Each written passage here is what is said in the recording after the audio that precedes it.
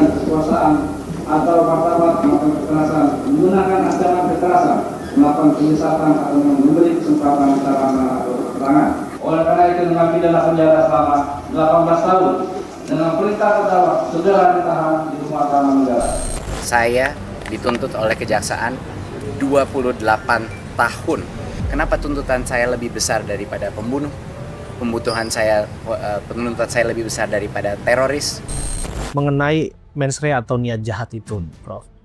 Kan narasi mungkin sudah banyak didengarkan oleh publik. Dulu sempat awal-awal kasusnya kan ramai disebut ada grup WhatsApp sebelum dilantik. Saya nggak tahu apa juga Prof Mahfud dulu sebelum dilantik jadi Menko Polhukam udah ada tim yang punya grup WhatsApp sendiri dan sebagainya ya. Terus kemudian ada staf sus yang disebutkan mereka itu punya shadow organization atau organisasi bayangan. Sempat ramai juga kan Prof waktu beliau dulu menjabat dipanggil ke DPR, sempat dicar juga oleh beberapa anggota legislatif di sana, Fiona Juristan yang disebut. Apapun kata mereka itu adalah kata saya. Jadi semacam ada legitimasi di sana yang dimiliki oleh staf susnya ini, termasuk dalam hal apapun, termasuk dalam proyek Chromebook ini. Nah, apakah dari sana kita bisa melihat bahwa ada mens rea atau niat jahat di balik ini? Saya melihat ada niat jahat tapi bukan pada Nadiem. Satu, dia tahu bahwa itu dilarang, sengaja melakukan. Lalu yang kedua dia lalai, ya, lalu abai terhadap kemungkinan itu. Nah itu bisa dianggap mens rea. Meskipun ada yang katakan kalau lalai bukan, kalau abai bukan, karena yang dikatakan mens rea itu niat melakukan. Tapi di dalam teori dan praktek inilah mens rea. Nah itu Nadiem di mana abainya? Kalau sengaja melanggar sudah pasti tidak. Kalau dikatakan abai tidak juga karena dia sudah ikut proses-proses mekanisme yang berlaku dan sudah konsultasi dengan BPKP, dengan kejaksaan, BPK sudah nyatakan oke, LKPP juga bilang oke. Kan tidak ada mens rea-nya pada Nadiem. Kalau mungkin ada pada orang-orang yang bertanggung jawab di bidang kontrak, ya, kemudian pengelolaan keuangan, pembuatan komitmen kan bisa aja tuh. Nah kalau itu terbukti bisa, tapi mestinya tidak pada Nadiem. Hakim bisa membuktikan memang ada nih mens rea, ada kita ada beresan, tapi tidak ada bukti pada Nadiem. Diperintahkan aja, diputuskan aja bahwa korupsi terjadi tapi pelakunya bukan pada level ini. Bisa saja hakim mengatakan segitu hingga menyatakan Nadiem bebas. Misalnya, saya tidak ingin mempengaruhi karena saya tidak tahu pertimbangan hakim apa ada pertimbangan hakim yang masuk akal, kita tunggu saja. Atau bukti-bukti atau fakta utuh di persidangan. Keyakinan hakim atas fakta-fakta persidangan itu apa? Oke. Biasanya dari situ hakim harus berani. Dan saya melihat perkembangan akhir-akhir ini pengadilan sudah mulai berani ya untuk membuat putusan. Sudah berani, ada yang dissenting, melawan pendapat mayoritas. Itu menurut saya satu kemajuan belakangan ini di tingkat hakim. Ya salah satu kasus si Tepu Prof ya, di Karo itu ya Prof ya. Sekalipun gegap gempita kasusnya naik setelah banyak atensi ya Prof ya. Sehingga pada akhirnya yang bersangkutan vonis bebas tuh. Ya. Dari hakim yang kasus kreatif.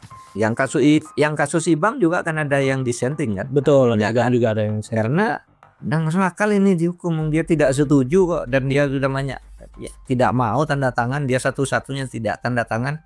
Tapi karena dia katanya dia diangkat oleh Nadiem, lalu ini lebih gampang kalau dihukum Nadiemnya kena. Ya kan gitu kan? Itu analisis yang umum, tapi apa itu betul nanti kita lihat proses ini. Dan kita lihat nanti ya Prof, tentu bagaimana hakim memutuskannya, ya apa yang menjadi dasar-dasar dan sebagainya. Karena itu yang nanti akan buktikan apakah sesungguhnya Nadiem ini memang sungguh benar-benar tidak terlibat atau sungguh memang dia terlibat atau dia bisa menyembunyikan perannya bisa saja dengan cara sedetail mungkin sehingga bisa saja seperti di terbaca seperti di film-film itu dia pintar menyusun alibi lalu berdrama, itu bisa aja kan di dalam itu. Mungkin sebab itu kita tunggu dulu. Ya. Kan sering kita orang kalau di film tuh membunuh orang di pengadilan bebas karena alibinya, tiba-tiba dia lari ke bandara sesudah dinyatakan bebas, ketemu bukti baru orangnya udah pergi. Bisa saja terjadi itu, tapi itu kan film ya. Nah, saya mau mendalami satu pertemuan fase di mana Prof pernah menjadi Menko Polhukam ya, dan yang bersangkutan menjadi Menteri Pendidikan, satu kabinet ya Prof ya, 2019-2024. Ini kan proyek yang fantastis Prof, 9,9 triliun. Saya mengutip eksepsi Nadiem yang mengatakan bahwa ia mendapatkan mandat berat dari Presiden Jokowi mengenai digitalisasi pendidikan. Ini pernah jadi bahasan nggak sih Prof? Oh iya, ya. Itu bukan hanya ini, kita mendengar Presiden mengarahkan, kita menyongsong masa depan itu tidak bisa mengelak dari digitalisasi. Oleh sebab itu banyak ya di bidang pelayanan publik misalnya dilakukan oleh Menpan itu kan banyak digitalisasi. Di Kemendagri juga itu memang tuntutan masa depan. Jadi benar bahwa itu arahan Presiden. Cuma Presiden kan tidak memerintahkan korupsi. Semua diperintahkan digitalisasi, bukan hanya di Kemendikbud, di Menpan, di Kemendagri dan di berbagai tempat. Bahkan ada impres bahwa kita harus digitalisasi dengan satu data sekarang yang sampai sekarang belum jadi. Ya, itu memang keputusan resmi negara. Tetapi di setiap proyek untuk melaksanakan itu kan tidak boleh ada korupsi. Bukan Presiden lalu dianggap korupsi kecuali diketahui dia menerima kickback misalnya.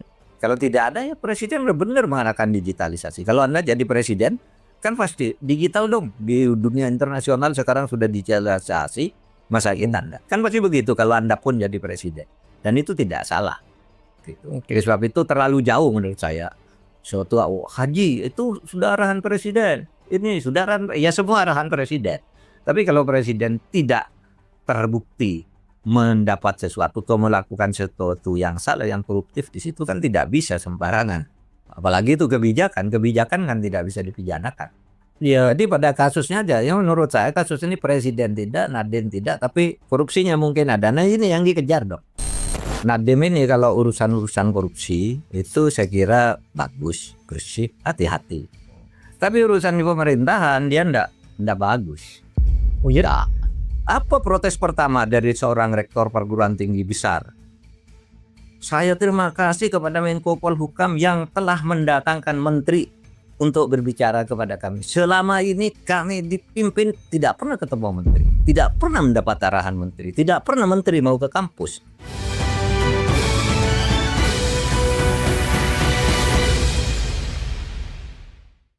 Mengupas fakta di balik berita